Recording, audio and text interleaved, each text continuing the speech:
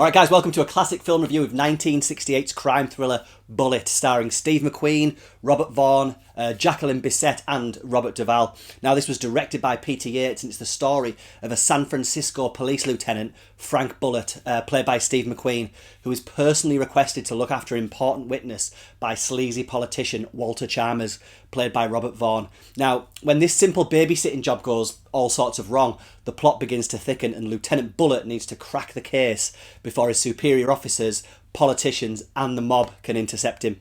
Now, coming at the end of the 1960s run of movies that included The Great Escape, The Cincinnati Kid, The Sand Pebbles and The Thomas Crown Affair, this is Steve McQueen on ice cool mode, a man of action and few words. Oh, and there's a San Francisco set car chase you may have heard of in there too. Let's take a look.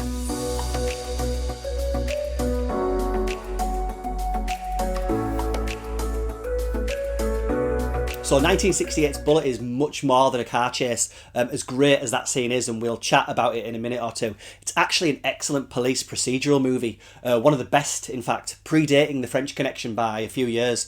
Now, films of this ilk simply don't exist anymore. These stories have probably moved over to television, unfortunately. So yeah, we have police loner Frank Bullitt, whose reputation for getting things done means he's singled out to look after Chicago mobster Johnny Ross after he's ripped off the mob, here known as the organisation. Now he's tasked by Robert Vaughn so he can testify at a US Senate subcommittee hearing on organised crime, greasing the wheels for his political ambitions. A senatorial hearing has a way of catapulting everyone involved into the public eye, with subsequent effect on one's career. It'd be a pleasure to have you along. Now, it's no spoiler to say that things get messy when the mob informer ends up shot, along with a young police officer, and Bullitt smells a rat. And when Vaughn's politician demands his witness and Bullitt's badge, there's a race against time to figure this whole mess out. Who else knew where he was? What are you implying? Well, they knew where to look for him and they used your name to get in. Are you suggesting I disclosed his whereabouts? Now, somebody did, and it didn't come from us. So Bullitt is a twisty-turny little crime movie. Its central mystery involves a secret witness sleight of hand that's quite fiendish, even if it doesn't totally hold together come the film's third act. Now what is great here though, in my opinion, is that the film doesn't rely heavily on gunfight after gunfight or car chase after car chase, but spends time showing actual police work. A pre-Godfather Robert Duvall stars as a cab driver here who takes Steve McQueen's cop on a tour around San Francisco to follow in the footsteps of the informant in order to work out his last movements. Two what? calls. He called twice. The second was long distance. How do you know it was long distance? He put in a lot of change. And the film isn't afraid to highlight the mundane aspects of police work. Bullitt and his partner, played by an underrated Don Gordon, searching through witnesses' luggage for clues, waiting around in hospital corridors, shopping for frozen microwave meals after a long shift.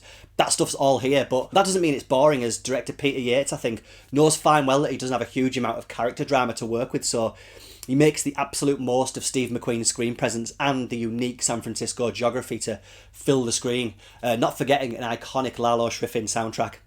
Now, the year previous to this, Peter Yates had directed the excellent Stanley Baker film Robbery, which features a brilliant car chase opening, and so he was chosen to direct Bullitt by Steve McQueen himself, and he does give the film that realism and also delivers the rightfully much celebrated car chase between McQueen's Mustang and the mob henchman's Dodge Charger. Now, I think the chase occurs at about the halfway point in the movie, a bit of a build-up before the music drops out and is replaced with the sounds of burning rubber and smoking tyres.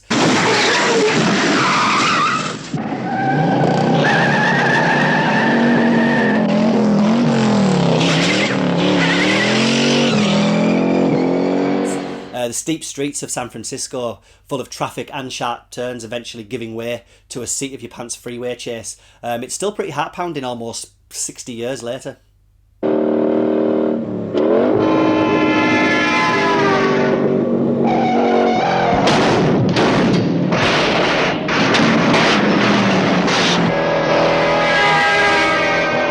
It's a great sequence, of course, and it's quite interesting being the central scene in a movie that's bookended by quite low-key sequences, really. It's preceded, of course, by a first half of investigation and followed by an excellent cat-and-mouse game in an airport that's so low-key, modern thrillers would probably never allow it. Almost, anyways. Michael Mann's Heat has an airport showdown finale that feels really inspired by Bullitt. Also, shout out to airport security in the late 60s when you could effortlessly take a gun onto a plane and run around from gate to runway and back with barely a hint of security. Amazing stuff. Now, as much as I'm a big fan of the film, it's not without its flaws. Firstly, Jacqueline Bisset's character. Bisset is stunning, but as McQueen's girlfriend here, it's not that she's miscast, it's just that there really is no need for her to be in the film. Also, she is awful in this too, bless her, even though she only has a couple of scenes, but to be fair, without her, there's not much else in the way of female characters. Also, the plot does get a little bit muddy as we enter the third act, but a couple of good twists do add an extra layer, but also maybe throw up some unanswered questions. Now, I mentioned the pace of the film briefly, and it's the kind of thing that may put off modern audiences used to action movies featuring cars being a bit more fast and furious, shall we say. But of course, this was an age where just having Steve McQueen's name on the poster and having him just stand around in rooms staring into space was enough to satisfy an audience still susceptible to star power over CGI. Now, I was thinking, and I don't think for me this is McQueen's best performance. It's not as showy, of course, as things like The Great Escape and The Towering Inferno, or even The Thomas Crown Affair, which was released the same year as Bullitt, but it is ice cold. Now, he does have, as Jacqueline Bisset's character correctly observes, this detachment which is a coping mechanism for the ugliness that he has to deal with on a regular basis. Do you let anything reach you? I mean, really reach you? Or are you so used to it by now that nothing really touches you? You're living in a sewer, Frank. Day after day. Now, Bullitt's director, Peter Yates, who's an underrated and quite unappreciated talent, in my opinion, went on to make films like The Friends of Eddie Coyle, The Deep, Eyewitness, Krull. But this is the jewel in his filmography for me. Its style and imagery have passed into cinema legend. Now, of course, its car chase frequently tops those best chase scene lists. I personally prefer the one in Robbery and The French Connection. Now, Bullitt was the fourth highest grossing film in the US in 1968, and having a quick peek at the box office listing for that year made me quite envious of that era in cinema. Now, I'm not saying there are no good films these days, but 1968 alone would feature Where Eagles Dare, Rosemary's Baby, Planet of the Apes, 2001: A Space Odyssey, Night of the Living Dead, The Odd Couple, Once Upon a Time in the West, and this great little crime thriller, Bullitt. Go check it out.